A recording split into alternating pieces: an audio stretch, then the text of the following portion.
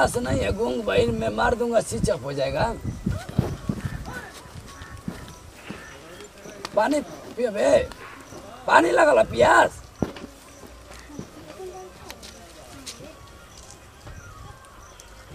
टंकियो झुरा गई रे जेठवा में रह दे माजूर।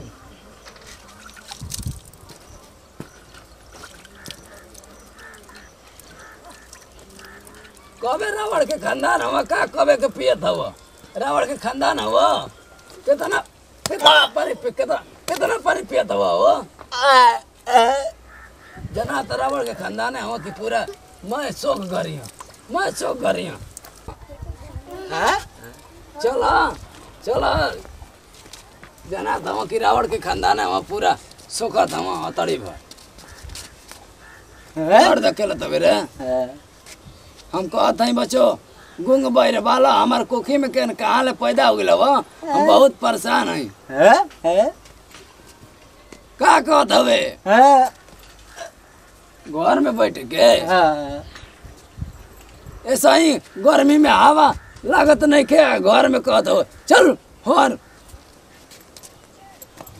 तोर लागल हूँ भाई चलो हो जा गोड़ दबावे के हमार गोड़ दबावे के तो हार दबाई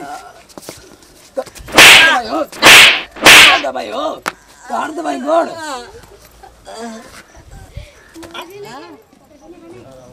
का कहत मेरा लागत हो तो गाई लागत हो हुर दे पेटा में मर जी बसार अब गुंग बहिर के कहा हमारा कोखी में पैदा हो गया वहाँ पूरा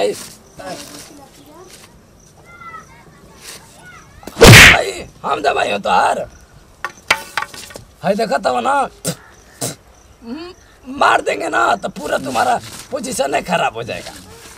मैं बोल रहा हूँ ना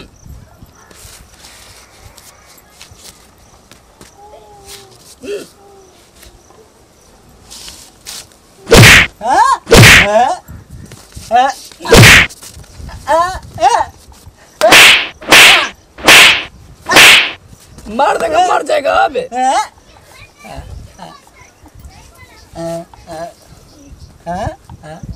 तोरे बेकार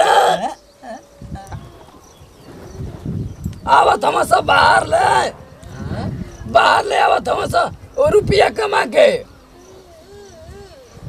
मत जाना घूमने अपना दो संगी कोई भी गांव का आदमी आएगा मत जाना। हाँ पूरा ना तो परेशानी पूरा खानदान उजड़ जाएगा हम लोग का।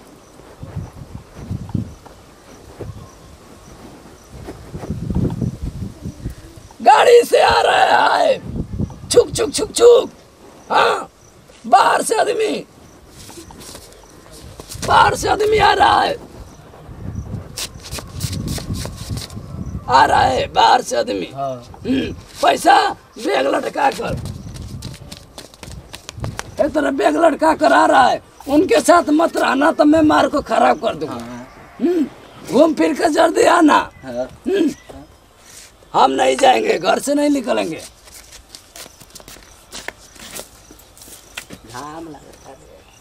पूरा देखो परेशान दुनिया है बाहर से आ रहे हैं चेक नहीं करा रहे हैं। सरकार कितना दे रही है छूट कि पूरा बाहर से आओ और स्कूल में टिक जाओ भोजन पानी सब दे रही है इन लोग को बुझा नहीं रहा है। बताओ सरकार मूर्खता है पैसा भी दे रही है बर्बाद कर रही है परेशान इतना सरकार है। इन लोग को समझ में नहीं आ रहा है। लॉकडाउन अब ले गुंगा मेरा नहीं आया भाई।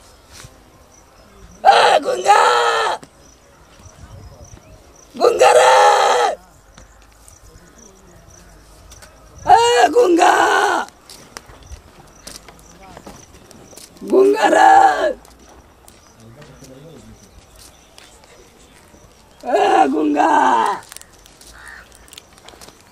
के और कोई गुंगा है भैया बुझाते जना तो गुंगा रे सर मोबाइल चलाओ तुम मोबाइल।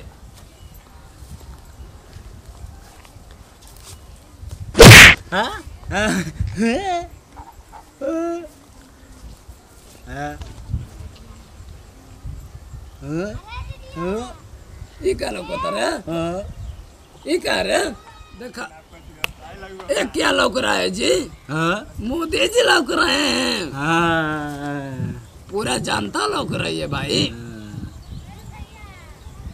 बार गूंग बैर, हमारे खानदान में कोई मोबाइल नहीं लिया था। तुम बोलो गूंग बैर हो। हाँ मोबाइल तो बड़ा प्रणाम मोदी जी, नमस्कार। बहुत अच्छे भाषण दे रहे हैं जी।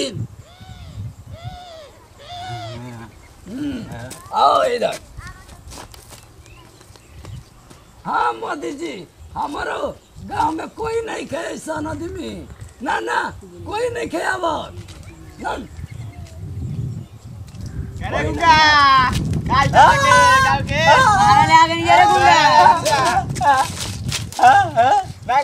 प्रणाम हो बाबा। ये भाई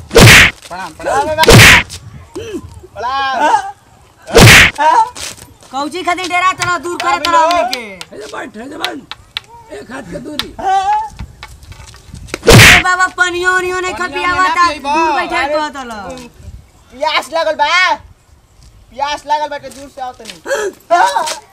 दूर बैठा ना तो हम बना दे, खींच मत आवे हो। अब तो दोस्त मिलल जी ना, हाथ मिले। चलो यहाँ पर बैठो। कहाँ से आ रहे हो जी? आ रहे हैं दिल्ली से, दिल्ली से आ रहे हैं। कहे ना बार बार तोर दोस्त हमसे ना तो ये दुश्मन बन जिया अबे अबे दुश्मन बन जिया।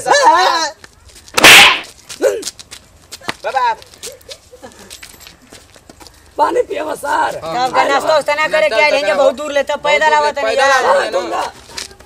ए भैया लो जल्दी चटपट निकल जा काम ले, न तो हम बांध के खराब कर दे। हम भाग के आवत दिल्ली से, गांव से जाएगा बाप भाग के आवत हो मैं गांव के परेशान करे खातिर भाग के चेकअप करा के गांव में घुसिया। चेकअप करवा ले बहन जनु आओ ना। चेकअप करेला तो स्कूल में देला सरकार की, सरमाई के घरवा में देला। बाबा कागज निकाल रहे हो? कागज निकाला। चेकअप भइलो, हाथ ना बोर के शरीर घुसैला सब। चेकअप भइला त का जई बाजा माई के कल घरवा में घुस जा के स्कूल में रह कले। नहीं स्कूल में निकल गेल भैया 15 दिन के बाद आवत है। 15 दिन 15 दिन रहनी आजा स्कूल में। कोई में कागज पत्र बा ओकर निकाल रहे कागज पत्र वाली का। आवा तमाशा बाहर ले सरऊ दोस्त तमाशा ना तो दुश्मनो बन जा सब। अबे बन जा दुश्मन, अबे दुश्मन।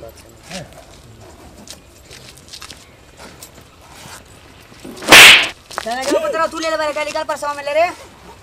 ए दूर आना तो मुआ दे बाबे। दोस्त चले मिलो। देखो दूर रहो दूर रहो। देखा देखा बढ़िया से दूर देखो। रहो दूर रहो मेरे से दूर रहो।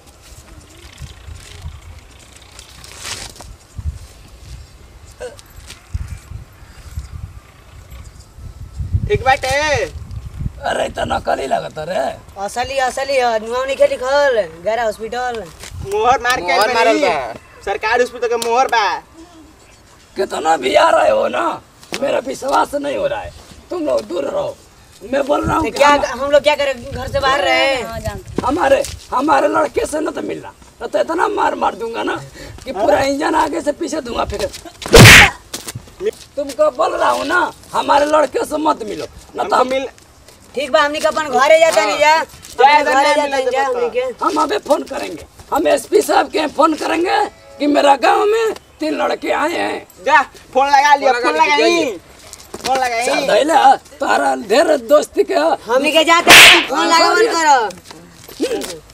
जा जाते जा। हमनी के जाता नहीं जा। दैला तार सरऊ ना दोस्ते में दुश्मनी हो जाला। धो के मुड़िया रख दिया सा हो मुड़िया सर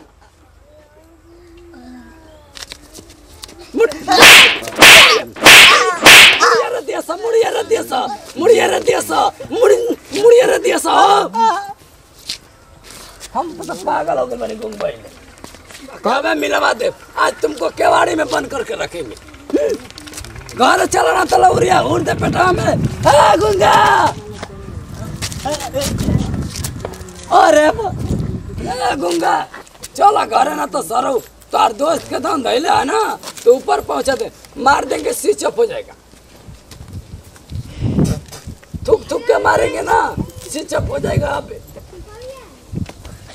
चलो घर घर चलो ना, तो हमें स्विच ऑफ बना देंगे। अबे तुमको स्विच ऑफ बना देंगे। अबे तुमको जान रहे हो कि बाहर से आ रहे हैं तो देर पर हमार बचावा कहते नहीं पर माई के भेंद तारा। अबे चल जी बूढ़ी आई तू के तू छोड़ के चल गए हमारा कटाए खातिर। हम तो परेशान हो गए। प्रणाम भैया। देखिए बाहर से लोग आ रहे थे कोरोना में, तो बूढ़ा बाबा जो है हमारे गांव के वो कैसे बचा रहे थे कि देश हमारा गांव अच्छा से रहे। इसलिए लोगों से अनुरोध है कि जो भी बाहर से आए उनमें न ठेकें। अगर अच्छा लगे हो तो हम लोगों का लाइक, सब्सक्राइब और शेयर जरूर करिएगा। धन्यवाद।